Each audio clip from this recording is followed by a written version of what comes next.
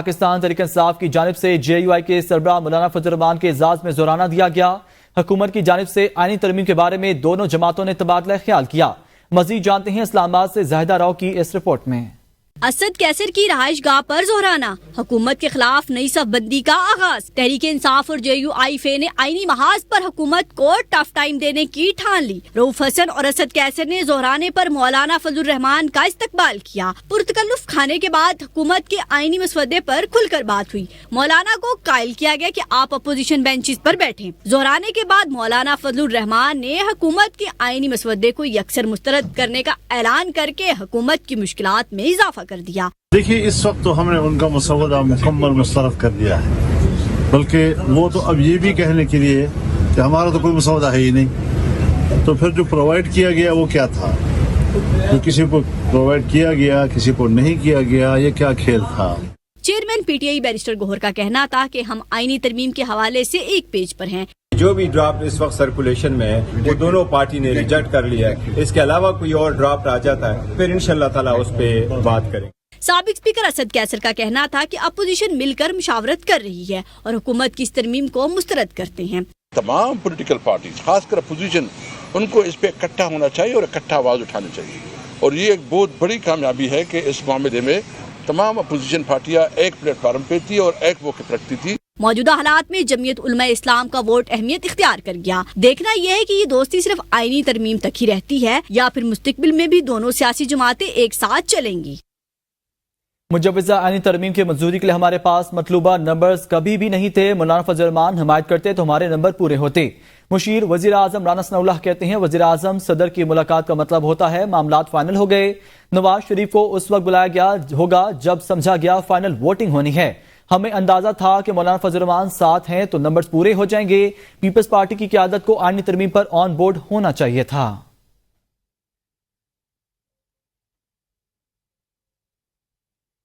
وزیر داخلہ محسن نقوی کی JUI کے سربراہ مولانا فضل الرحمان کی رہائش گاہ پر ملاقات ہوئی، جس میں ملک کی سیاسی صورتحال پر تفصیلی گفتگو کی گئی۔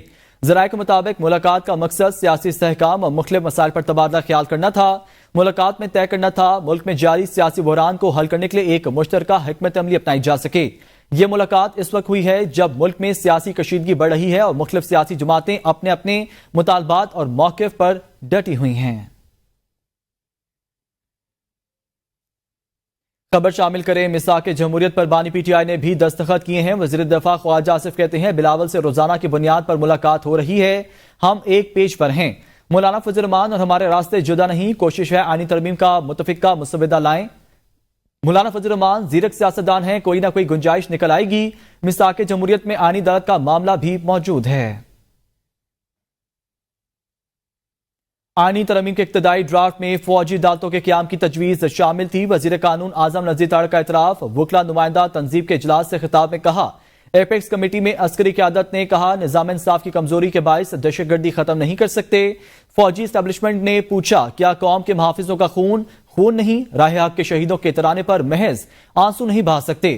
ہمیں تب سکون ملے گا جب ہمارے بچوں کے قاتلوں کو سزا ہوگی۔ ہم نے کہا سول سائٹ پر دیکھیں گے، ڈرافٹ تب تک فائنل نہیں ہوتا جب تک کابینہ کی منظوری نہ ملے۔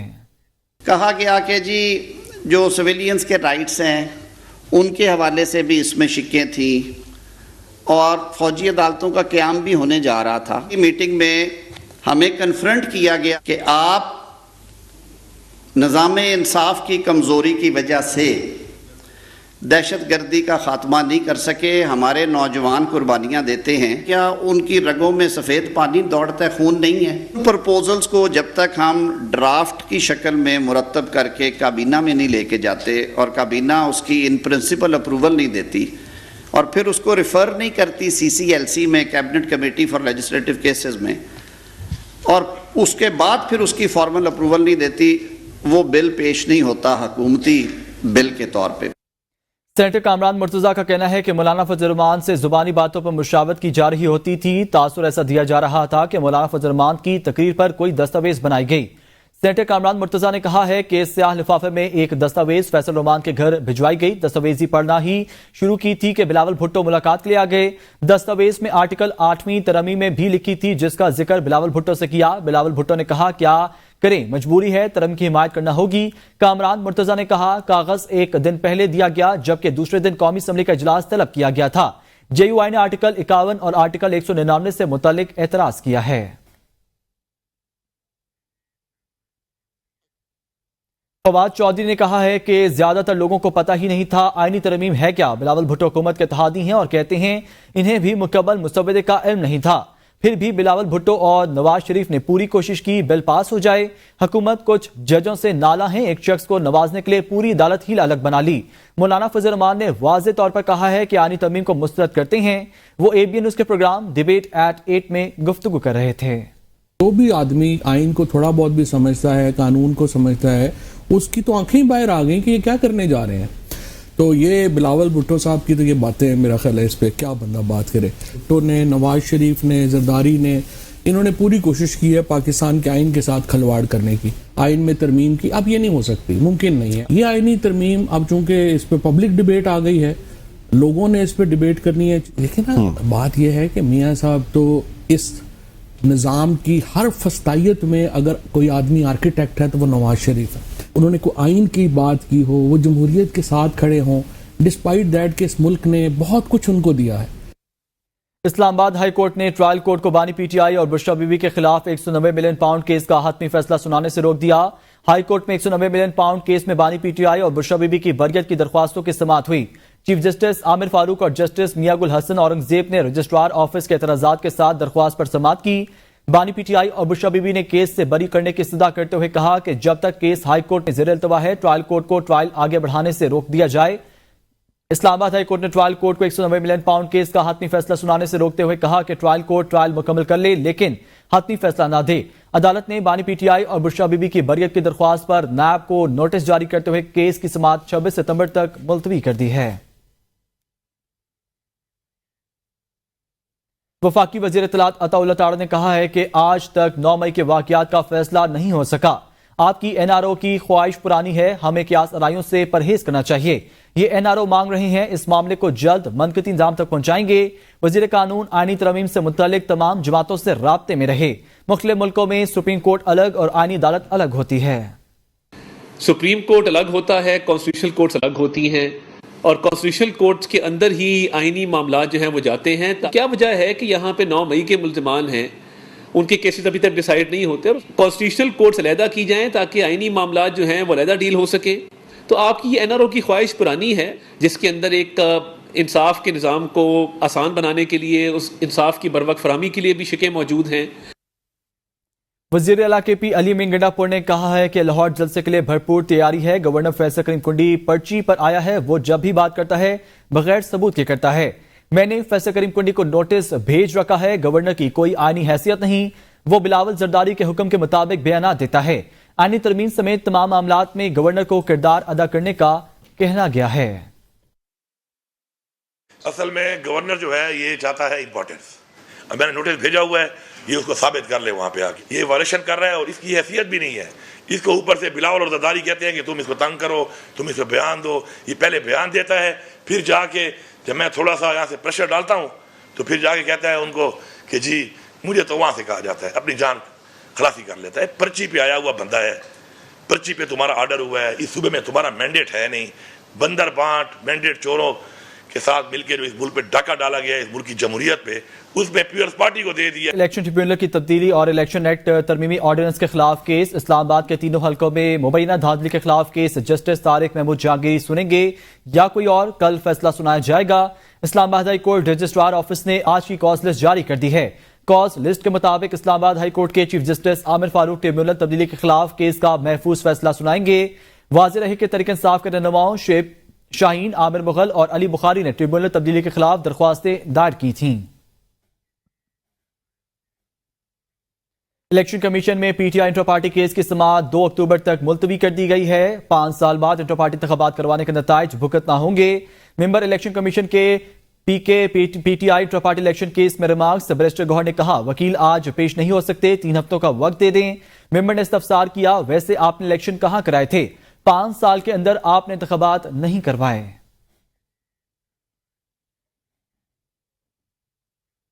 الیکشن کمیشن میں جمعیت علماء اسلام میٹرا پارٹی انتخابات کیس کی سماعت. الیکشن کمیشن کے سامنے جمعیت علماء اسلام کا جونیئر وکیل پیش ہوا. الیکشن کمیشن نے جے یو آئی کو 60 دن کی مہلت دینے سے انکار کر دیا. وکیل جے یو آئی نے بتایا جمعیت علماء اسلام کے انٹرا پارٹی انتخابات مرحلہ وار ہو رہے ہیں. سب زیادہ ضلعی یونٹس کے انتخابات میں وقت لگا ہے. ہم نے دستاویز جمع کرائی ہیں جن میں انتخابات کا شیڈول دیا ہوا ہے. جولائی سے انٹرا پارٹی انتخابات کا عمل شروع ہو چکا ہے. ہمیں انٹرا پارٹی انتخابات کے لیے 60 دن مہلت دے دیں. چیف الیکشن کمشنر نے ریمارکس دیے 60 دن تو زیادہ ہیں. جے یو آئی کے وکیل نے کہا آئینی اصلاحات کا معاملہ چل رہا ہے, مصروفیت تھی. چیف الیکشن کمشنر نے ریمارکس دیے آئینی اصلاحات کا انٹرا پارٹی انتخابات سے کوئی تعلق نہیں. اس کے بعد آپ کو مہلت نہیں ملے گی. الیکشن کمیشن مشورہ کر کے تاریخ کا تعین کرے گا. Chairman P T I barrister Gohar نے کہا ہے کہ پی ٹی آئی نے 175 پارٹیوں میں بہترین انتخابات کرائے. کسی نے انٹر پارٹی الیکشن پر اعتراض نہیں کیا تھا. سپریم کورٹ نے میرے نوٹیفیکیشن کو قبول کیا تھا. ان کا مزید کہنا تھا کہ ہمیں امید ہے کہ الیکشن کمیشن مزید روڑے نہیں اٹھائے گا. الیکشن کمیشن نے ایک اور درخواست دائر کی تھی, یہ غلط تھا. ہم نے جو دستاویز جمع کروائے تھے وہ ابھی ایف آئی اے کے پاس ہیں. مخصوص نشستوں کے حوالے سے جو معاملہ لٹکا ہوا ہے اس پر بھی جلد ہی فیصلہ جائے گا. لاہور میں بھرپور جلسہ ہوگا. الیکشن کمیشن کے سوال کا اپلیکیشن کا جواب سپریم کورٹ میں فائل کیا تھا.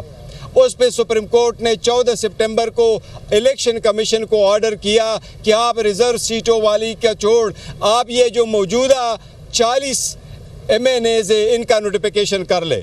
اب انشاءاللہ تعالیٰ 2 تاریخ کو ہے. ہمیں امید ہے انشاءاللہ تعالیٰ یہ میٹر اس مرتبہ سیٹل ہو جائے گا. سپریم کورٹ آلریڈی اس مسئلے کو حل کر چکی ہے. ہمیں امید ہے انشاءاللہ الیکشن کمیشن اس مرتبہ مزید روڑے نہیں اٹکائے گا اور انشاءاللہ ہمارے الیکشن کو ایکسیپٹ کرے گا انشاءاللہ. الیکشن کمیشن کا مخصوص نشستوں کے معاملے میں قانونی ماہرین سے معاونت لینے کا فیصلہ چیف الیکشن کمشنر سکندر سلطان کی زیر صدارت الیکشن کمیشن کے اہم اجلاس میں کیا گیا. اجلاس کے ممبران election commission, secretary election commission, special secretary election commission, law اور لیگل ٹیم شریک ہوئی. الیکشن کمیشن نے مخصوص نشستوں کے حوالے سے سپریم کورٹ کی جانب سے جاری کردہ وضاحت اور ممکنہ قانون سازی پر غور کیا. الیکشن کمیشن کا اجلاس کل دوبارہ ہوگا. شیخ روہیل اصغر کا کہنا ہے عطا اللہ تاڑ اور اعظم نذیر تاڑ کو سیاست کا کچھ پتہ نہیں. نواز شریف اور باقی سینئر رہنما مولانا فضل الرحمان سے ملاقات کرتے تو شاید نتیجہ مختلف ہوتا. آئینی ترمیم کا سیاست سے کوئی تعلق نہیں.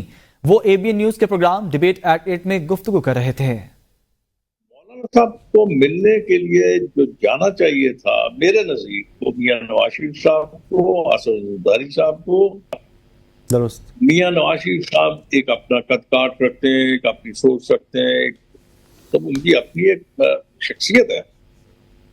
اب کہاں تاڑ، کہاں نذیر تاڑ، کہاں کون سا کون کیا مجھے تو سمجھ نہیں آ رہی کہ ان کا سیاسی قد کاٹ کیا ہے. مطلب آپ سمجھتے ہیں کہ میں جا کے اگر فرض کیجئے میرے مراسم ہیں فضل الرحمان صاحب کے بھائی کے ساتھ، ان کا بڑا پن ہے کہ وہ میرے جیسے آدمی کو اتنا اپنا اچھا دوست سمجھتے ہیں، لیکن میں فضل الرحمان صاحب کے قد کاٹ کا آدمی نہیں ہوں. آگے بڑھے اور آپ کو بتائیں پاکستان روس بین الوزارتی کمیشن کے آئندہ اجلاس کے لیے تیاریاں جاری ہیں. پاک روس باہمی تجارت کا حجم $1 ارب تک بڑھ گیا ہے. روس سے تعلقات کا فروغ خارجہ پالیسی کا جزو ہے. شنگھائی تعاون تنظیم میں پاکستان کی حمایت پر روس کے شکر گزار ہیں. نائب وزیر اعظم اسحاق ڈار نے روسی ہم منصب کے ہمراہ مشترکہ پریس کانفرنس میں کہا ایس سی او سربراہ اجلاس میں روسی وزیر اعظم کی شرکت کے منتظر ہیں. روسی نائب وزیر اعظم نے کہا تجارت، توانائی، تعلیم اور عوامی روابط میں اضافے سمیت دیگر امور پر بات چیت ہوئی ہے. معیشت اور فوڈ سیکیورٹی سمیت دیگر امور پر تعاون بڑھانے پر اتفاق ہوا ہے. Pakistan-Russia bilateral trade last year reached the unprecedented mark of $1 billion.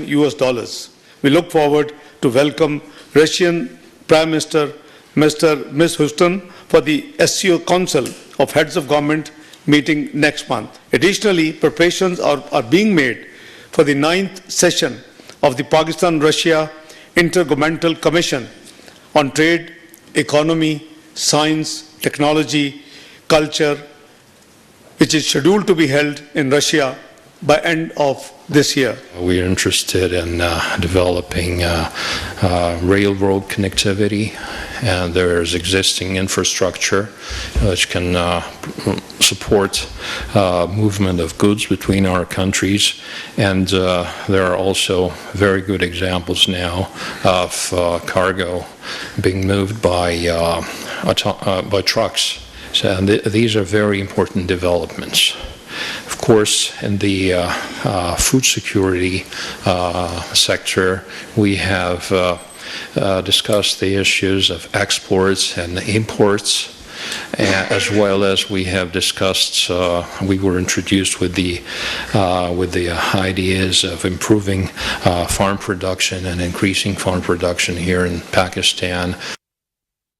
रूसी फेडरेशन के नायब वज़ीर आज़म ओवरचेक ने जनरल हेडक्वार्टर्स में army chief general Syed Asim Munir से मुलाकात की। मुलाकात के दौरान दामी दिलचस्पी के अमूर, इलाकाई सलामती और मुख्तलिफ शोबों में दो तरफा ताउन पर बातचीत की गई।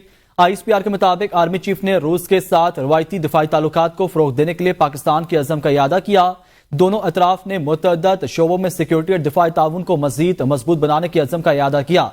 मुअज़्ज़ज़ मेहमान ने दहशतगर्दी के खिलाफ जंग में पाकिस्तान की मुसल्लह फौज के अहम किरदार और खत्ते में अमन और इस्तेहकाम के फरोग के लिए उनकी अनथक कोशिशों की तारीफ की है।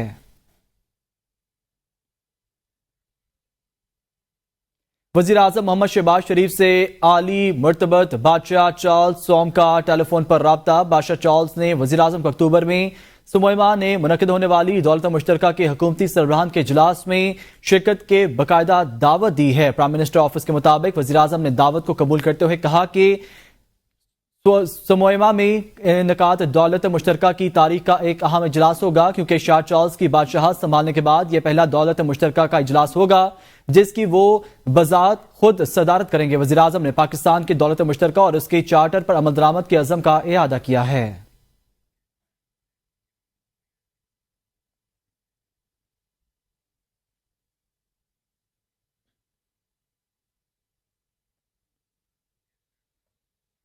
आगे बढ़े और आपको बताएं, वज़ीर आज़म आज़ाद कश्मीर चौधरी अनवारुल हक ने कहा है कि रोशन और खुशहाल पाकिस्तान ही तकमील तहरीक आज़ादी कश्मीर की ज़मानत है।